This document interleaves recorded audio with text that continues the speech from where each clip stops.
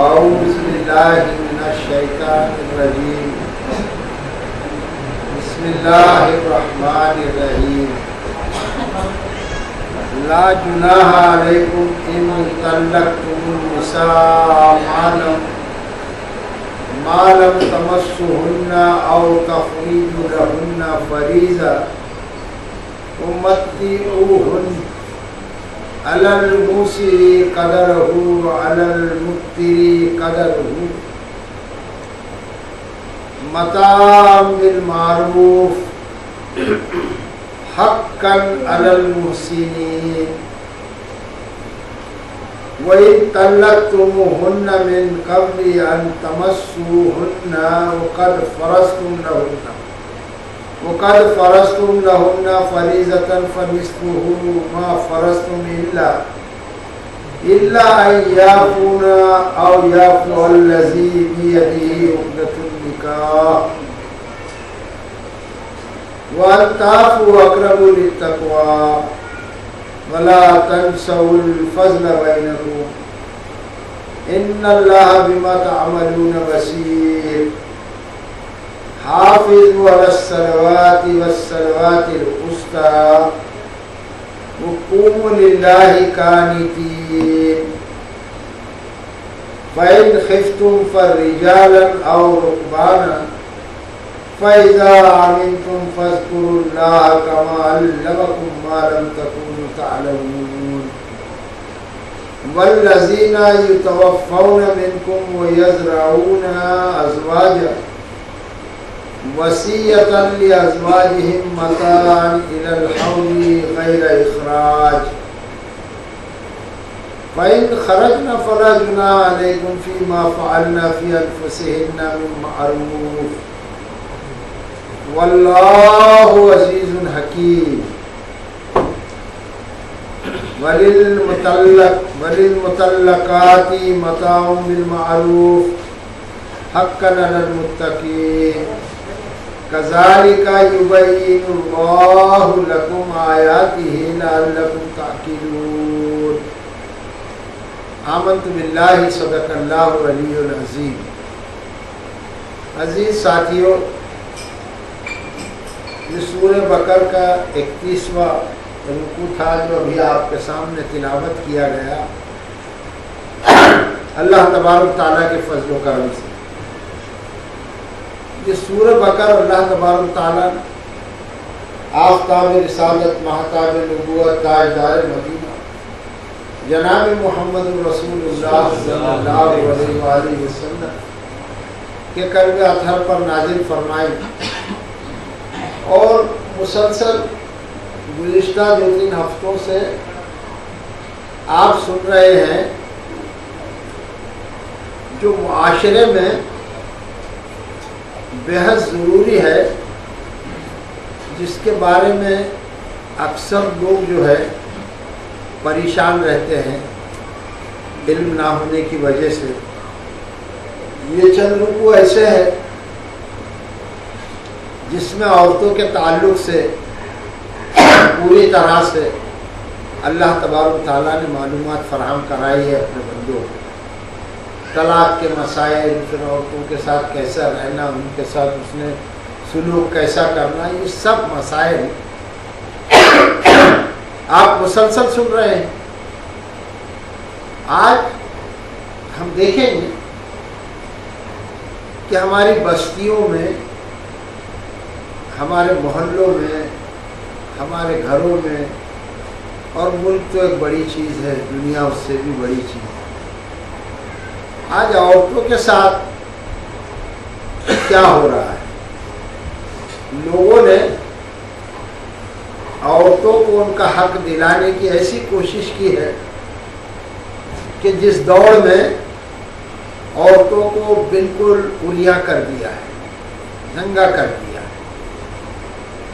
مردوں کے برابر لا کر بٹھا دیا ہے، تو وہ سمجھتے ہیں کہ اس سے عورتوں کو ہم حق دے رہے ہیں. مگر اس کے بعد معاشرے میں کتنی گندگی پھیل رہی ہے اس کا اندازہ سبھی کو ہے.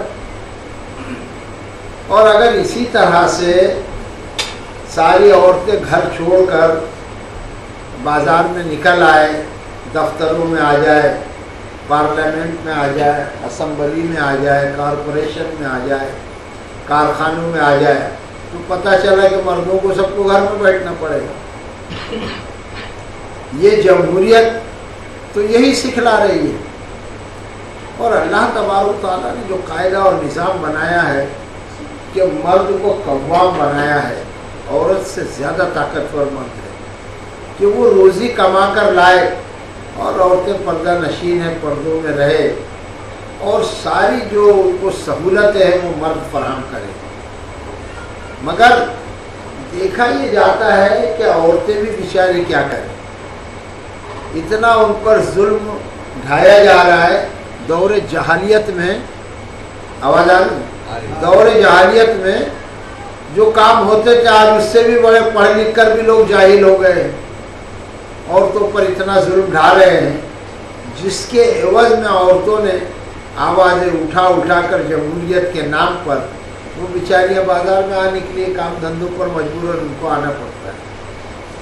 اور کام دھندے پر جانے والی ہر عورت کو تقریباً ایسی نظروں سے دیکھا جاتا ہے جیسے وہ بالکل سب کا مال ہے، مگر ایسی بات نہیں ہے۔ اسلام نے جو عورتوں کو تحفظ دیا ہے، یہ سب مسلسل آپ بیان سن رہے ہیں، اور اس میں شادی شدہ زندگی آدمی کو کیسے گزارنا چاہیے، اور بالفرض مال طلاق ہو جائے تو کیا کرنا چاہیے، طلاق کے بعد کیا کرنا چاہیے، یہ سب کون بتلائے گا؟ اللہ تبارک و تعالیٰ ہی ہے جو اپنے بندوں کے لیے سب کچھ فراہم کرتا ہے۔ اس نے جینے کھانے پینے کی ہر سہولت بتلائی ہے، اور پیدا کی ہے۔ اسی طرح انسان کو معاشرے میں رہنے کے لیے جس طرح رہا جائے وہ بھی رہنمائی اللہ تبارک و تعالیٰ نے اپنے پیارے رسولوں کو بھیجا، اور آخر میں جناب محمد رسول اللہ صلی اللہ علیہ وسلم کو مبعوث فرمایا، اور آپ صلی اللہ علیہ وسلم نے اللہ کے فرامین کو عام کیا، منظر عام پر لایا، لوگوں تک پہنچایا، اور اب یہی شریعت قیامت تک باقی رہے گی۔ اب کوئی نبی آنے والا نہیں ہے، کوئی کتاب آنے والی نہیں ہے، کوئی نظام ایسا نہیں آئے گا کہ جو انسان کے لیے سہولت فراہم کرے۔ یہ آخری کتاب اور آخری رسول آ چکے ہیں، اور اب مسلمان ہی اگر اس کتاب کو، اس قوانین کو، اس احکام کو نہ مانے، نہ سمجھے، نہ پڑھے، تو پھر اس میں قصور کس کا ہے؟ ہم کو تو چاہیے تھا کہ ہم دوسروں تک یہ باتیں پہنچائیں، مگر ہوا الٹا ہی کہ ہمارے ہی لوگوں کو اب دین نہیں معلوم ہے، تو دوسروں تک کیا پہنچائیں گے ہم؟ اور ہم تو اب دوسروں کے کامن سول کوڈ کے چکر میں پڑے ہوئے ہیں۔ تو بات سمجھنے کی یہ ہے کہ جن تک بھی یہ پیغام عام پہنچے وہ دوسروں تک پہنچا دے، اور اسی کی روشنی میں آج کا خلاصہ سماعت فرمائیں کہ اللہ تبارک و تعالیٰ ارشاد فرماتا ہے، اعوذ باللہ من الشیطان الرجیم، بسم اللہ الرحمن الرحیم، لا جناح علیکم ان طلقتم النساء ما لم تمسوهن او تفریضوا لهن فریضہ۔ اللہ تبارک و تعالیٰ ارشاد فرماتا ہے کہ لا جناح علیکم، کہ تم پر کچھ گناہ نہیں ہے، تم پر کوئی گناہ نہیں ہے، ان طلقتم النساء، اگر تم اپنی عورتوں کو طلاق دے دو۔ اب یہ بات اللہ تبارک و تعالیٰ نے صاف کر دی کہ طلاق دینا کوئی ایسا جرم نہیں ہے کہ جس کے لیے سب طرف سے آوازیں اٹھنا شروع ہو جائے کہ اس نے طلاق دیا، طلاق دیا، طلاق دیا، بہت بری بات ہے۔ لوگ چلاتے ہیں معاشرے میں دیکھو، اور باوجود اس کے لوگ طلاق بھی دیتے رہتے اور چلاتے بھی خوب ہے، اور اتنا چلاتے ہیں کہ ساری دنیا میں کوہرام برپا کر دیتے ہیں۔ اور اس بات کو اللہ تبارک تعالیٰ فرماتا ہے کہ لا جناح علیکم، کہ تم پر کوئی گناہ نہیں ہے، ان طلقتم النساء، اگر تم اپنی عورتوں کو طلاق دے دو۔ طلاق تو ایک ایگریمنٹ تھا نکاح، اب اس کے بعد وجہ کچھ دوسری ہوگی، وہ بیان دیکھیں گے بعد میں، مگر کوئی بلڈ ریلیشن خون کا رشتہ نہیں ہے عورت کے ساتھ، وہ ایک ایگریمنٹ ہے ایجاب و قبول کا، معاشرے میں معروف کرنے کا، لہذا اگر کسی کی کسی سے نہیں بنی تو طلاق دیا جا سکتا ہے۔ طلاق کو ایسی گالی نہیں ہے، طلاق کو ایسی بری چیز نہیں ہے، وہ کہ بری چیز ہے، مگر بقدر ضرورت جب وقت پڑ جائے اور نہیں بنے کسی بنا پر، اور وہ وجہ قرآن خود بتلاتا ہے کہ کیا ہوا ہے، اس کا حل کیسے ہے، تو طلاق دو۔ اللہ تعالیٰ نے فرمایا کہ تم پر کوئی گناہ نہیں اگر تم اپنی عورتوں کو طلاق دے دو، ما لم تمسہن او تفریض لہن فریضہ، جو تم نے نہیں چھوا ہے ان کو، او فریض یا تم نے مقرر نہیں کیا ہے لہن ان کے واسطے فریضہ کچھ مہر،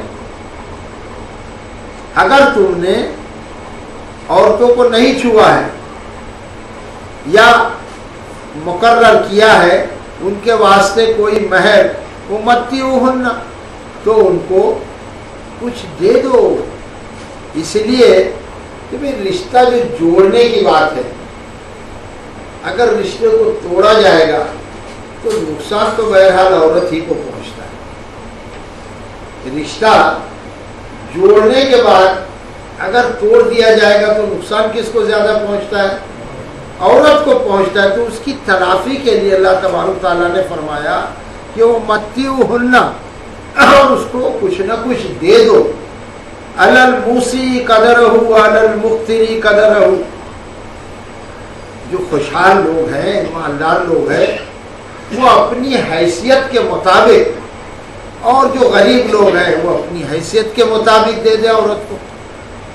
اگر کوئی مالدار آدمی ہے اور اس نے طلاق دیا ہے تو اب چونکہ عورت جائے گی کہاں، ایک مالدار شخص کی بیوی، اور اس نے ابھی اس کو ہاتھ نہیں لگایا اور اس کے لیے جو مقرر کیا تھا مہر، تو وہ کچھ نہ کچھ اس کو دے دیا جائے، ابھی اس نے ٹچ نہیں کیا تھا عورت کو، یہ مسئلہ سمجھنے کا ہے، تو بھی اللہ نے فرمایا کہ نقصان تو بہرحال عورت کو ہی پہنچتا ہے نا، اب اس کی بدنامی ہوگی، کیا وجہ سے طلاق دیا، لوگ بھڑکانے والے ہوں گے، جلدی رشتے نہیں آئیں گے، یہ سب پریشانیاں آ کر سامنے عورت کے کھڑی ہوتی ہیں۔ مرد تو کہیں بھی منہ مارتے پھرے ہے نا، تو نہیں اور صحیح، اور نہیں اور صحیح، اور نہیں اور صحیح، ہے نا۔ تو اس طرح سے اللہ تعالیٰ نے فرمایا کہ ایک مالدار آدمی اپنی حیثیت، جو اس کی حیثیت ہے، جو اس کا اسٹیٹس ہے، اس حیثیت سے کچھ نہ کچھ دے دے، اور ایک آدمی غریب ہے، کلاش ہے، تندرست ہے، وہ بھی کچھ نہ کچھ دے، مگر وہ اپنی حیثیت سے دے۔ اب اگر امیر 10 لاکھ دے رہا ہے تو غریب کہاں سے لائے گا؟ اس کی حیثیت 1000 روپے کی ہے تو 1000 روپے کے حساب سے دے دے۔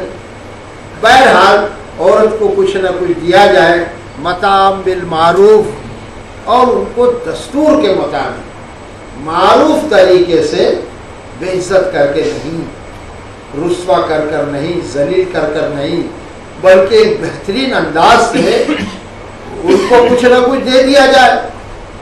حقاً علی المحسنین، اور یہ محسنین پر لازم ہے، حق ہے۔ محسنین یعنی نیکوکار، جو نیک لوگ ہیں، اب وہ نیک لوگ چاہے امیر ہو اور چاہے غریب ہو، اگر نیک ہے آدمی تو اس پر یہ لازم ہے کہ وہ ایسا کرے جیسا اللہ تبارک و تعالیٰ فرماتا ہے۔ ایک دم اب ٹھیک ہے، بولے اس سے طلاق ہو گیا، اب اس کو کیا دینے کا، بھگا دو، یہ تو ایسی ہے ویسی، اسلام اس کو قطعی پسند نہیں کرتا ہے۔ ایک سوال معاشرہ چاہتا ہے اللہ تبارک و تعالیٰ کہ عورت ذات ہے، اس کو طلاق دے دیا ہے، ٹھیک ہے، اب اس کو کچھ نہ کچھ دے دو، اور حقاً علی المحسنین، یہ نیک لوگوں پر لازم ہے کہ اس کو کچھ نہ کچھ دے دیا جائے۔ پھر اللہ تبارک و تعالیٰ ارشاد فرماتا ہے دوسری آیت میں، وَإِن طَلَّقْتُمُوهُنَّ مِن قَبْلِ أَن تَمَسُّوهُنَّ وَقَدْ فَرَضْتُمْ لَهُنَّ فَرِيضَةً فنصفہ ما فرضتم الا ان یعفونا او یعفو الذی بیدہ عقدۃ النکاح.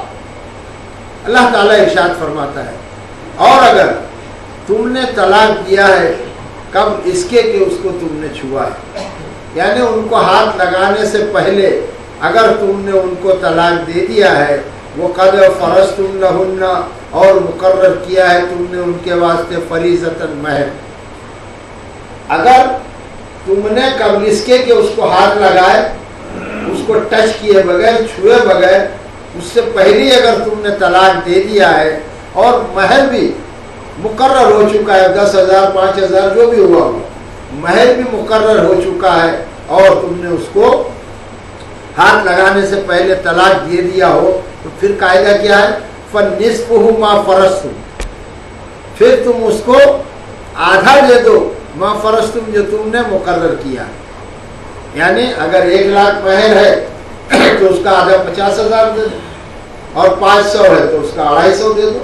یعنی جتنا بھی مہر مقرر کیا ہے بیفور دا ٹچ، اس کو ہاتھ لگانے سے پہلے، اور جو تم نے مہر مقرر کیا ہے تو اللہ تعالیٰ نے فرمایا کہ اس کو آدھا دے دو.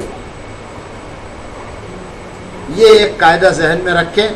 پھر اللہ تعالیٰ فرماتا ہے الا ان یعفون، اگر یہ کہ وہ نرمی کرے، اگر عورت اس کو معاف کر دے کہ بھائی آدھا بھی تیرا نہیں چاہیے، چل جا، کیونکہ اس کو چھوا ہی نہیں اس نے اور مہر فرض ہو چکا تھا، لازم ہو چکا تھا اس کو دینا، تو اس کا آدھا حق تو بنتا ہے.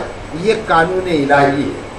مگر اگر کوئی عورت نرمی دکھلا دے، چاہے کہ بھائی نہیں چاہیے آپ کا مہر، آپ جانے دیجیے، آپ کو معاف کر دیا گیا، او یعفو الذی بیدہ عقدۃ النکاح، یا وہ نرمی دکھائے جس کے ہاتھ میں اختیار عقدۃ النکاح ہے، نکاح باندھنے کی گرہ جس کے ہاتھ میں، یعنی گھر کا والی، ہیڈ آف دا فیملی، جو معاشرے میں بیٹھ کے بات کرتا ہے محفل میں کہ بھائی ہم نے بچی دی اور لی، بات کرتے ہیں نا بڑے، تو ایسا گھر کا سرپرست اگر وہ بھی نرمی دکھائے اور چاہے کہ بھائی ٹھیک ہے جو بھی ہوگا جانے دیجیے، آپ لوگ مہر مت دیجیے، یہ دیکھیے گا کتنا پیارا قاعدہ ہے اسلام کا.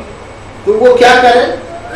اس کو حق حاصل ہے کہ وہ چاہے تو نرمی دکھاوے اور وہ اس کو معاف کر دے.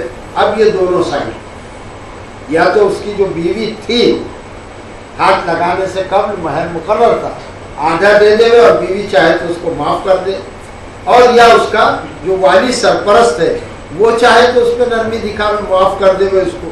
یہ دونوں ایک سائڈ کی بات ہوئی. اور اسلام ایک سائڈ سے کبھی بھی نہیں، کسی بھی معاملے میں آپ دیکھیے گا دونوں طرف سے اسلام ہے. پھر مرد کے لیے کیا فرمایا اللہ تعالیٰ نے؟ وَأَن تَعْفُوا اقرب للتقوی، اور اگر تم نرمی دکھا دو، مرد کو کہا اگر تم معاف کر دو، نرمی دکھا دو، تو یہ تقوی کے قریب ہے کہ اس کو پورا پورا مہر. قاعدہ کیا ہے؟ آدھے کا. مگر عورت یا اس کا والی وہ معاف کر سکتا ہے، نرمی دکھایا تو یہ اس کی سائڈ کرتا ہے. اور ایک مرد کے لیے اگر باصرف آدمی ہے، پرہیزگار ہے، نیک ہے، تو اللہ نے اس سے بھی کہا کہ تو بھی نرمی دکھا، کہ نہیں بھائی وہ آدھا معاف کرنے کو تیار، تو بولے نہیں صاحب میں تو آپ کو پورا دینے کو تیار ہوں، وہ معاملہ تھا آپ کا میرا نہیں بنا، وہ ایک الگ بات ہے. یعنی اسلام کیا سکھاتا ہے؟ ابھی یہاں پر کیا ہوتا ہے ہم مسلمانوں میں ٹینس ہو جاتا ہے، اس نے میری بیٹی کو طلاق دے دیا، اس نے میری بہن کو طلاق دے دیا، چڑھا وسطی نے نکالو ڈنڈے، مارو دولہے کو یا مارو دلہن والے. یہ ہوا ہے. اگر آپ لوگوں کو ایک منظر یاد ہو تو یہ رفیق سیٹ بلڈنگ کے نیچے ہوا ہے یہ معاملہ، پریکٹیکل دیکھا ہے لوگوں نے، اور ہوتا ہی رہتا ہے معاشرے میں، بھلے ہم کو یا دکھے یا نہ دکھے، نکالو ڈنڈے مارو ان کو، طلاق دے دیا اس نے. اور اسلام تو اتنا خوبصورت طریقہ بتلاتا ہے کہ کیا بات ہے یار، طلاق دے دیا تو کیا ہو گیا، طلاق دے سکتے ہیں. اب اس کی وجہ پر غور کیوں نہیں کرتے کہ کیا وجہ سے طلاق ہو، کیا یہ مسئلہ حل کیا جا سکتا ہے یا نہیں، اور اگر ہو گیا ہے تو پھر اس پہ جو طے ہوا ہے کہ ابھی ہاتھ بھی نہیں لگایا شوہر نے بیوی کو اور مہر بھی مقرر ہو چکا تھا، تو اب وہ اس کو آدھا دے دے یا تو بیوی اور اس کا جو والی ہے وہ معاف کر دے. اور دوسری طرف سے مرد کے لیے اللہ نے کیا کہا، وَأَن تَعْفُوا أَقْرَبُ لِلتَّقْوَىٰ، اور اگر تم نرمی دکھاؤ تو یہ تقویٰ سے پرہیزگاری سے زیادہ قریب تر ہے کہ اس کو پورا کے پورا مہر دے دو. اب وہ منع کر رہے، دیکھیے گا سچویشن، ایک مجلس ہے، محفل ہے، طلاق ہو گیا اور وہاں سے آواز آ رہی ہے اندر سے پردے میں سے کہ میں نے معاف کر دی مہر، یا اس کا جو سرپرست ہے بڑے میاں وہ بیٹا ہے، میں جانے دیجیے جو ہونا تھا ہو گیا، ہمارا نصیب ہے، ہم نے معاف کر دیا، مہر ہم کو نہیں چاہیے. اب یہاں پر دوسری طرف سے دولہا یہ بول رہا ہے نہیں نہیں آپ کا بڑا احسان ہے، یہ سب ٹھیک ہے، مگر ہم چاہتے ہیں کہ یار یہ پورا ہی دے دیں گے. آپ بتلائیے کہ دونوں کے دل میں بجائے ٹینشن کے ہمدردی پیدا نہیں، پتا چلا کہ آپ دینے دلانے پر جھگڑا ہو رہا ہے. پہلے استین جو چڑھا رہے تھے وہ کہے کے لیے کہ اس نے طلاق دے دیا ہے، اور اب ارے نہیں آپ کو لینا پڑے گا، ارے نہیں ہم نے معاف کر دیا، ارے نہیں بھائی پنچوں فیصلہ کرو، ہم خوشی سے دے رہے پورا دے رہے، بولے نہیں آپ پورا معاف کر رہے. تو پتا چلا کہ بجائے اس کے اب محبت کا جھگڑا شروع ہو. تو معاشرے میں ٹینشن ہوگا، ایک خوشگوار بہترین معاشرہ قائم ہوگا اس سے. اب اس آیت کو دیکھیے گا کہ اللہ تبارک تعالیٰ ارشاد فرماتا ہے وَلَا تَنْسَوْا الْفَضْلَ بَيْنَكُمْ، اور تم اپنے آپس میں فضل کو نہ بھول جانا. کیا پیاری بات. اور فضل کے معنی کیا ہے وہ آج غور سے سن لیں. فضل اکثر آتا ہے نا قرآن میں، اللہ جو ہے لذو فضل عظیم ہے، اللہ بڑا فضل فرمانے والا ہے. فضل کے معنی ہے احسان. کیا معنی ہے فضل کے؟ یہ یاد رہے گا تو آسانی ہوگی آپ کو. فضل بہت ٹائم آتا ہے اور لوگ کنفیوز ہوتے ہیں فضل کے معنی. فضل کے معنی روزی کے بھی آیا ہوا ہے، مگر روزی بھی اللہ دیتا ہے تو اس کا احسان ہے. کہیں سے بھی بات آئے گی تو وہ لفظ بنے گا احسان. تو اللہ تبارک کا یہ آیت سننے جیسی ہے، جو اس لیے میں نے یہ لفظ کی پوری جو ڈیپنس ہے وہ بتلائی. فضل کے معنی احسان. تو وَلَا تَنْسَوْا الْفَضْلَ بَيْنَكُمْ، اور تم اپنے آپس میں اپنے درمیان احسان کو نہ بھولو. اور ایک معنی اور ہے فیاضی، کنجوسی نہیں، بڑھ کر کوئی کام کیا جائے اس کو کیا بولتے ہیں؟ یہ آدمی فیاض ہے یار، کنجوس نہیں. تو فضل کے معنی کیا ہوئے؟ فیاضی. تو اب دیکھیے گا کہ جو قانون اللہ تبارک و تعالیٰ کا ہے اگر ٹھیک ٹھیک اس پر چلا جائے تو بالکل چلا جا سکتا ہے. بھائی تمہارا لین دین تھا، ہم نے تم کو آدھا دے دیا، چلو کلی بلی. مگر اس سے معاشرے میں جو ہے تو خوشگواری پیدا نہیں ہوگی، بہتر معاشرہ نہیں بنے گا. وہ اپنا حق لیں گے اور منہ موڑ کر چل دیں گے. مگر اپنے درمیان اگر کسی نے فضل کو نہ بھولا، یعنی احسان کو نہ بھولا کہ وہ احسان اوپر کرے کہ معاف کر دے اور وہ احسان کرے کہ پورا دے دے، تو آپ بتلائیے محبت پیدا ہوئی کہ نہیں طلاق ہونے کے باوجود سے؟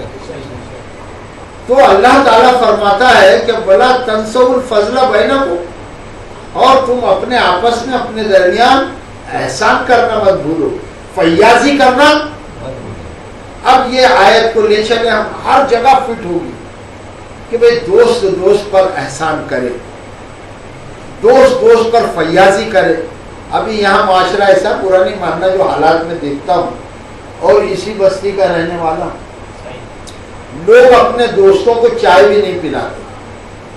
پلاتے ہوں گے مگر ایسا میں دیکھتا ہوں چائے بھی نہیں پلاتے. اور اگر کسی نے پلا دیا تو وہ دوسرے دوست کو جا کر کیا بولتا ہے؟ دوست کتنے ہوتے ہیں، اتنے کھارا گوشت جمع ہو گئے کہ ایک دوسرے کے یہ ہٹتا وہ دوست، وہ ہٹتا وہ دوست، وہ ہٹتا وہ دوست. دوست کے مفہوم سے بھی لوگ آشنا نہیں ہیں.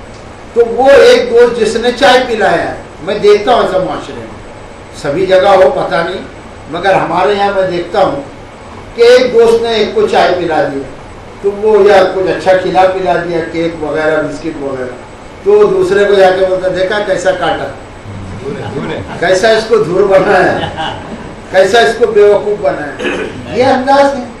اللہ تعالیٰ کو سکھاتا ہے کہ تم فضل کرو، یعنی دوست دوست پر احسان کرے. اور دوسرا ترجمہ کرے تو دوست دوست کے لیے فیاض. میں اگر ایک دینے جا رہا ہوں بل، دوسرا بار نہیں یار میں دوں گا، تب محبت پیدا ہوگی. نہیں دے بیٹا دے، یہ دینے دے، اس کو دینے دے. یہاں ایسا ہو رہا ہے کسائے والے میں، قریش نگر میں، اور دنیا میں بھی ہوتا ہوگا شاید. تو ایک دوسرے کو نہ دیکھے تو ایسا معاشرہ گندا ہو جائے گا. اس لیے کہ جب اس میں سے احسان کرنے کی عادت، فضل کی عادت اور فیاضی کرنے کی عادت ہٹ جائے گی تو ظاہر سی بات ہے کہ کنجوسی وہاں پر اپنا گھر مقام بنا لے گی. اور کنجوس بہرحال جہنم میں جانے والا ہے. تو ایک قرآن پاک نے اتنا بہترین نسخہ بتایا کہ دوست دوست کے ساتھ احسان کرے، رشتہ دار کے ساتھ احسان کرے، بھائی بہنوں کے ساتھ احسان کرے. اب بھائی تو ایسے نہ چڑھے ہے کہ بہن گئی تو بس ہمیشہ کے لیے چلے گئی. ارے وہ چھوٹی ہے یا بڑی ہے، بہن ہے، اس کو گھر میں لاؤ، پیار سے بٹھاؤ. نہ جانے اس کے سسرال میں اس کو کیا تکلیف ہوتی ہوگی. ہاں تو جس طرح سے تم دوسروں کی بیٹی کو لاتے ہو تو تم اپنی بہن یا اپنی بیٹی کو بھی لا کر وہ رسپیکٹ دو. تو یہ فیاضی ہے، یہ احسان ہے، ایک ایکسٹرا کام ہے. قانونی حق نہیں بنتا ہے، ٹھیک ہے قانون اپنی جگہ ہے، مگر اللہ نے جو یہ بات فرمائی کہ بلا تنسوا الفضل بینکم، اور تم اپنے آپس میں فیاضی کو مت بھولو، احسان کرنے کو مت بھولو. تو رشتہ دار کے ساتھ، دوست کے ساتھ، اور ہم پڑوسی کے ساتھ. آپ اس آیت کو لے کر چلیں. یہ ایک آیت ساری دنیا کو ایسا سبق سکھاتی ہے کہ جس سے سب کے دلوں میں ایک دوسرے سے اگر عمل کریں گے تو محبت پیدا ہوگی. کیا بات ہے، محبت پیدا ہوگی، ہمدردی پیدا ہوگی. کتنا پیارا اسلام اور کتنا پیارا قرآن ہے. پھر اللہ تعالیٰ ارشاد فرماتا ہے کہ ان اللہ بما تعملون بصیر، اور جو کچھ تم عمل کرتے ہو اللہ دیکھ رہا ہے. اب تم کیا ہوشیاری کر رہے ہو، تمہارے اندر نیت کیا ہے، دل میں کیا پنہا ہے، تمہارے معافی الضمیر میں، تمہارے تحت الشعور میں کیا بات ہے، وہ سب اللہ جانتا ہے. تم خالی ڈرامے کر رہے ہو کہ ارے وہ بل دے دار میں دینا چاہتا ہوں. یہ بھی ایک داؤ ہے، ایسا نہیں. یہاں نیت دوست کو نہ پتا ہو، رشتہ دار کو نہ پتا ہو، اندر تم کو پتا ہے کہ مجھ کو دینا ہی نہیں ہے، مگر اللہ دیکھ رہا ہے. تو اصل فیاض وہ ہوگا جو اندر سے سوچے نہیں یار میں خرچ کروں گا. اور جب خرچ کرتا ہے تو پیسہ کس نے دیا ہے؟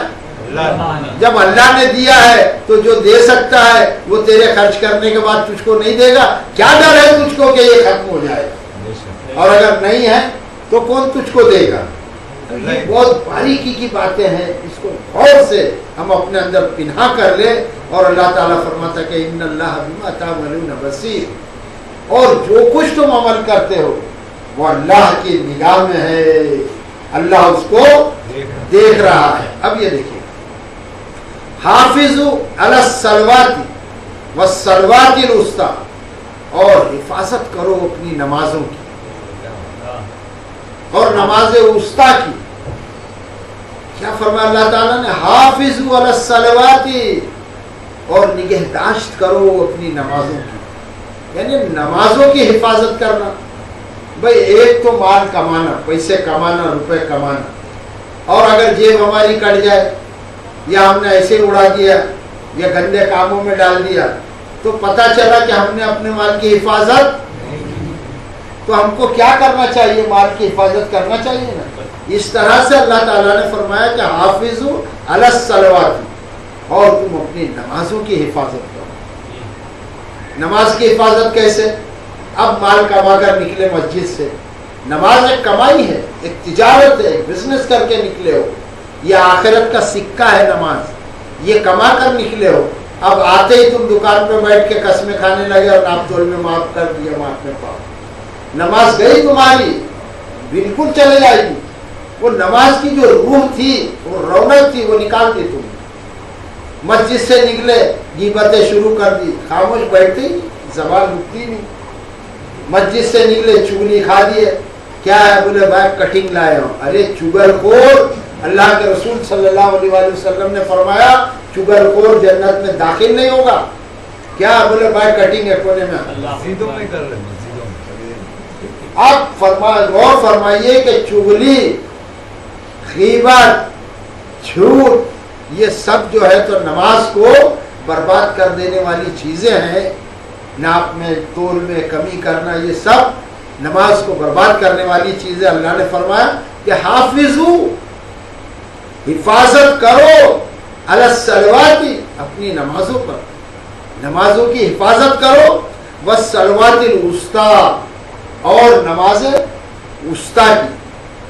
نماز وسطی کے معنی ہے بیچ کی نماز. مفسرین اکرام نے فجر کی نماز کو کہا ہے نماز وسطی.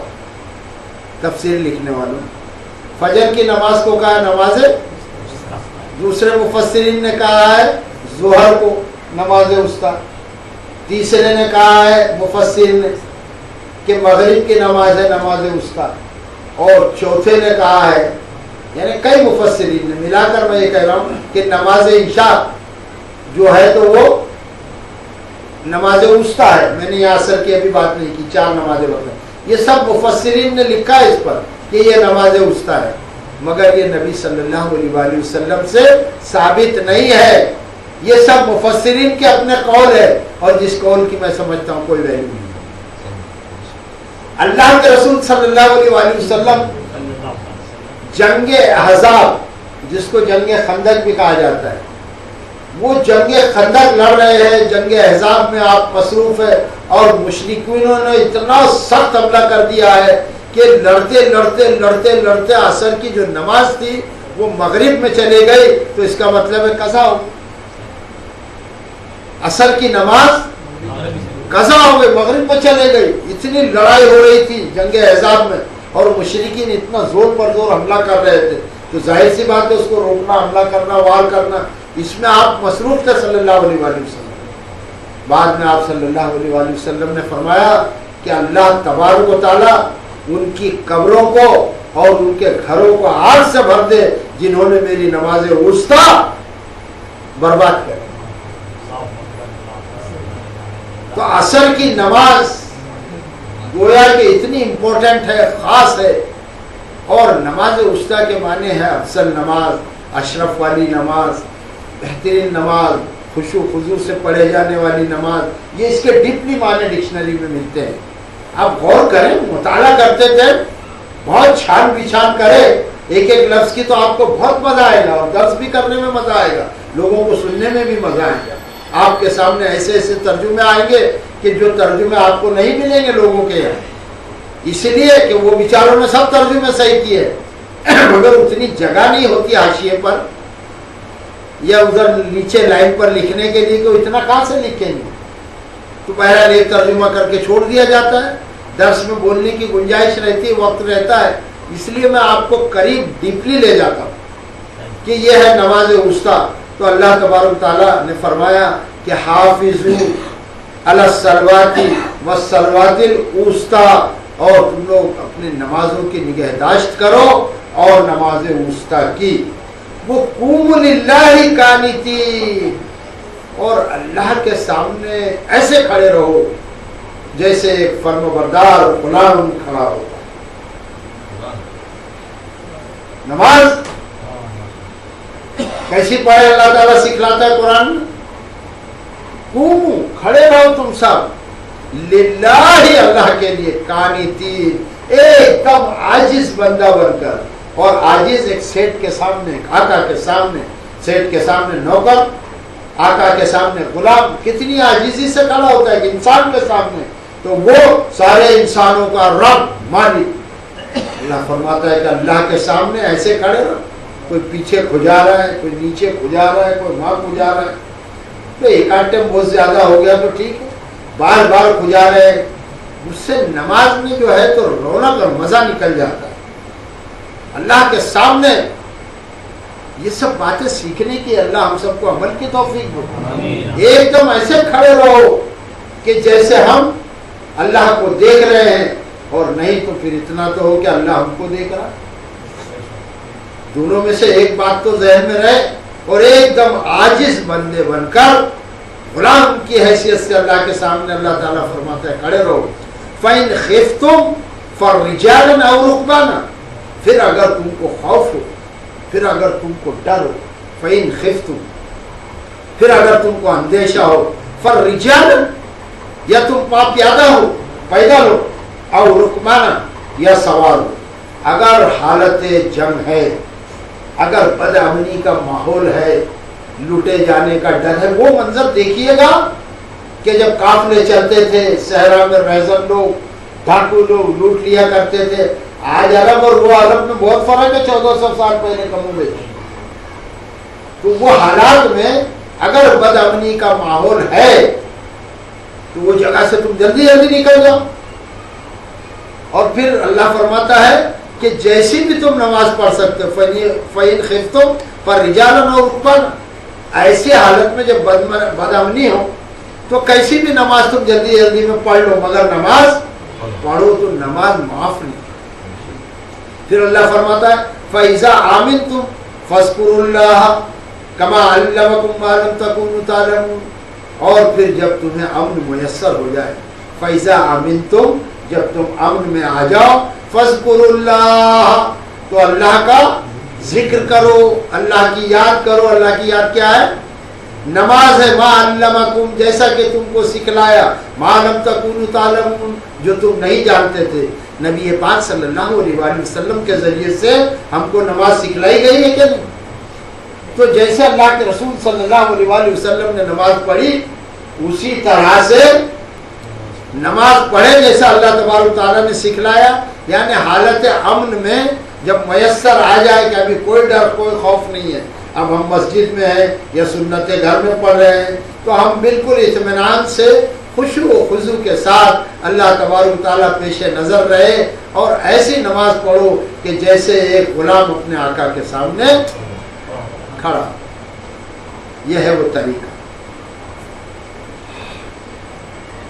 अब रुकू खत्म होने वाला है, 2 आयतों में अल्लाह ताला इरशाद फरमाता है वल्लज़ीना युतवफ़्फ़ौना मिनकुम व यज़रऊना अज़वाजा, और जो लोग युतवफ़्फ़ौना, तुम में से मारे जाए, मर जाए, मौत आ जाए, वफात पा जाए, सब तर्जुमे, और जो लोग वफात पा जाए मिनकुम, तुम में से, वो यज़रऊना, और वो छोड़ जाए अज़वाजा, अपनी पीछे बीवियों को।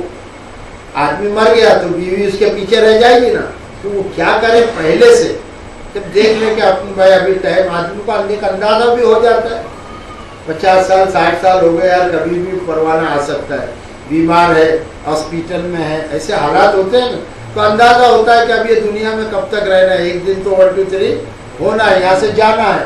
तो ऐसी हालत में अल्लाह ताला फरमाता है कि कब्ल इसके के वल्लज़ीना युतवफ़्फ़ौना मिनकुम व यज़रऊना अज़वाजा, और जो लोग तुम में से वफात पा जाए, वो यज़रऊना अज़वाजा, और वो अपने पीछे बीवियां छोड़ जाए, वसीयतल लिअज़वाजिहिम मतान इलल हौली गैर इखराज, कि वो अपनी बीवियों के लिए वसीयत कर जाए। शरीक हयात है, क्या मालूम वो उसके रिश्तेदार उसको सही रखते हैं क्या नहीं। वो था तो बड़े लाड प्यार से रखता था बीवी को रानी बनाकर, उसके मरने के बाद पैसा तो उसका ही है, कहीं जेठ छीन ले हुए, कहीं देवर छीन ले हुए, कहीं माँ छीन ले हुए, कहीं बहने छीन ले, सब ऐसे मंजर होते रहते। तो वो आदमी वसीयत करे, एकदम बिल्कुल विल बोलते हैं ना इंग्लिश में, डील, वो बना दो, बनाकर वसीयत करे अपनी बीवियों के लिए कि मतान इलल हौली, कि उनको बिल्कुल कुछ ना कुछ दिया जाए, गैर इखराज, बगैर निकाले हुए घर से, इलल हौली 1 साल तक, यानी 1 साल के लिए कम से कम अपनी बीवी के लिए वो वसीयत करे कि इसको घर से नहीं निकाले, और फिर इसको मताम कुछ दिया जाए, मालूम होता। ऐसा नहीं कि उसको बिल्कुल एकदम ठोकरों में रखो, नौकरानी बना के रखो, तू कपड़े धो, बर्तन घस, खाना पका, यही काम पे लगा देते। और कितनी जालिम सासें हैं, ननंदे हैं, ये होता रहता है माशरे में। तो अल्लाह ताला ने तब भी फरमाई है कि आदमी सबसे पहले दूसरों का मोहताज न बना के जाए अपनी बीवी को, बल्कि वो क्या करे, کہ وصیۃً لازواجہم متاعًا الی الحول غیر اخراج، تو 1 سال کے لیے اپنی بیوی کے لیے وہ وصیت کر جائے کہ اس کو مال و متاع دیا جائے اور گھر سے نہ نکالا جائے۔ فَإِنْ خَرَجْنَ فَلَا جُنَاحَ عَلَيْكُمْ فِيمَا فَعَلْنَ فِي أَنفُسِهِنَّ مِن مَّعْرُوفٍ، پھر اگر وہ خود سے گھر سے نکل جائے تو تم پر کوئی گناہ نہیں، پھر وہ اپنے تہی جو اپنے بارے میں اچھا سمجھے فیصلہ کرے، اس کو اختیار۔ اگر اس پیریڈ میں وصیت کیا ہے مرد نے مگر وہ نکلنا چاہے، اپنے سے نکلنا چاہے، فَإِنْ خَرَجْنَا، پھر اگر وہ نکلنا چاہے، خارج ہونا چاہے، اپنے گھر سے نکلنا چاہے، فَلَا جُنَاحَ عَلَيْكُمْ، تو اب تم پر کوئی ذمہ داری نہیں۔ اور عورت کو یہ اختیار حاصل ہے کہ فِيمَا فَعَلْنَ فِي أَنفُسِهِنَّ مِن مَّعْرُوفٍ، کہ وہ جو دستور ہے اس کے مطابق معروف طریقے سے وہ اپنے لیے جو چاہے وہ کر سکتی ہے، اس پر کسی کی کیا اجارہ داری ہے؟ تو دوسری شادی نہیں کرنا، تیرے کو بیوہ بن کے ہی رہنا پڑے گا، یہ دوسری قوموں کے یہاں کا، اسلام نے تو اس کو توڑ دیا، یہ رسمیں توڑ دیا۔ عورت کو کہا کہ اس کو اس کا حق ہے، اللہ نے اس کو پیدا کیا ہے اور وہ اللہ کی مخلوق ہے اور وہ بھی آزاد ہے، جس طرح سے تم آزاد ہو، تو وہ اپنے حق میں معروف طریقے سے اسلامی طریقے سے جو کرنا چاہے اس کو اختیار ہے، وہ گھر سے نکل سکتی ہے۔ واللہ عزیز الحکیم، اور اللہ تبارک تعالیٰ زبردست ہے، تم زبردست نہیں ہو، اللہ حکیم ہے، تم حکیم نہیں ہو۔ اللہ تبارک تعالیٰ جانتا ہے، حکمت میں اس کے فیصلے ہیں، اللہ تبارک تعالیٰ سب پر غالب ہے، اللہ تبارک تعالیٰ کو سب اختیار ہے۔ اے انسان، تو بے اختیار چیز ہے، تو اپنا اختیار، تو اپنی دادا گیری، تو اپنی دھوس مت جما، تو غالب نہیں ہے، تو قدرت والا نہیں ہے، تو زبردست نہیں ہے، زبردست اللہ ہے جس نے یہ قاعدہ بنایا ہے، اور اللہ حکیم ہے، اللہ جانتا ہے کہ کس کے ساتھ کیا سلوک کیا جائے۔ تو کیا جانتا ہے اے مفاد پرست انسان؟ تو اپنی ٹھوکروں میں عورت کو رکھنا چاہتا ہے، اور اللہ کی وہ بندی ہے، اللہ نے اس کو اختیار دیا ہے کہ وہ اپنے حق میں جو چاہے وہ کرے معروف طریقے سے۔ یہ ہے اسلام۔ آخری آیت اس درس کی، اللہ تعالیٰ ارشاد فرماتا ہے وَلِلْمُطَلَّقَاتِ مَتَاعٌ بِالْمَعْرُوفِ، اور جن کو طلاق دیا جا چکا ہے، وَلِلْمُطَلَّقَاتِ، طلاق شدہ عورتیں، مَتَاعٌ بِالْمَعْرُوفِ، ان کو بھی کچھ نہ کچھ دے کر رخصت کرو۔ ٹھیک ہے، آپ نے طلاق دے دیا، اب وہی بات ہے کہ تم فضل کو مت بھولو، احسان کو مت بھولو، جا بھائی تیرا ہمارا جب تک تھا نبھا، یہ اور کچھ پکڑ 1,50,000 اور وہ عورت بجائے بددعا دینے کے خوشی سے دعا دے کر جائے گی، کوئی ٹینشن پیدا نہیں ہوگا، دنیا سے لے کے تمہاری آخرت بن جائے گی۔ یہ مال ذرا سا تم نے بڑھا کر دے دیا عورت کو، تو پھر یہ مال تم کو جنت میں لے جائے گا انشاءاللہ۔ اور اس کے ساتھ تناخولی نہیں کی، معروف طریقے سے اسلامی طریقے کے ساتھ پیش آئے، اور اللہ نے فرمایا وَلِلْمُطَلَّقَاتِ مَتَاعٌ بِالْمَعْرُوفِ، اور طلاق شدہ عورتوں کو کچھ نہ کچھ دے کر معروف طریقے سے رخصت کر دو، حقاً علی المتقین۔ اب یہ حق ہے، یہ سچ ہے، یہ لازم ہے، کس پر؟ پرہیزگاروں پر۔ ارے بے ایمان آدمی جو پرہیزگار نہیں ہے اس کی کیا سمجھ میں آئے گا؟ اگر تم پرہیزگار ہو، تم نمازی ہو، نماز پڑھتے ہو، روزہ رکھتے ہو، اللہ کے فرامین کو مانتے ہو، اللہ کے حکم کو مانتے ہو، تو پرہیزگار ہو گئے۔ تو جب پرہیزگار ہو تو اللہ نے یہ فرمایا کہ دیو اور ان کو رخصت کر دو معروف طریقے سے۔ کذالک یبین اللہ لکم آیاتہ لعلکم تعقلون،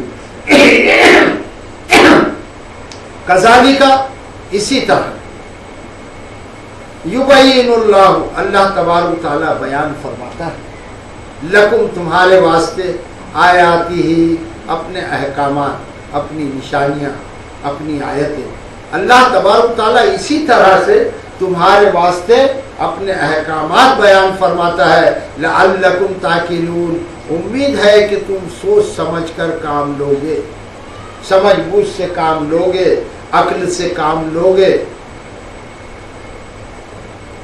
کیا کس لیے یہ اللہ نے بیان فرمایا؟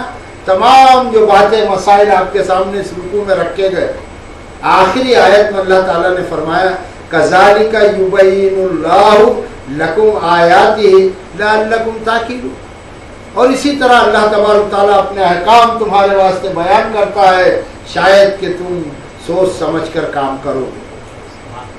अब जो भी हमको करना है वो कुरान की रोशनी में अक्ल को सामने रखकर, इस्तेमाल कर कर, बुरुए कार लाकर, सोच समझ कर फैसले करना।